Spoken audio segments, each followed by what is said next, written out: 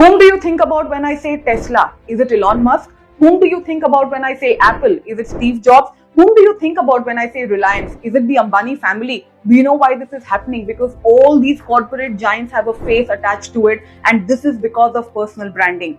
A lot of my clients come and tell me that we are manufacturers, we are into tangible products. हमें personal branding की क्या जरूरत है? Boss, अगर इन लोगों को पर्सनल ब्रांडिंग की जरूरत है तो आपको क्यों नहीं? Do you know Aman Gupta की जो कंपनी है बोट, उसका वैल्यूएशन 50x बढ़ गया है after he came on shark tank. Why did that happen? Because the company got a face to the company. Do you know Mamaearth IPO launch कैसे कर रहा है? Because Miss Alag was on Shark Tank, and because the company got a face on Shark Tank, उसका valuation बढ़ गया. What are you waiting for? Are you a manufacturer? Are you a tangible product owner who still feels कि personal branding मेरे लिए नहीं है?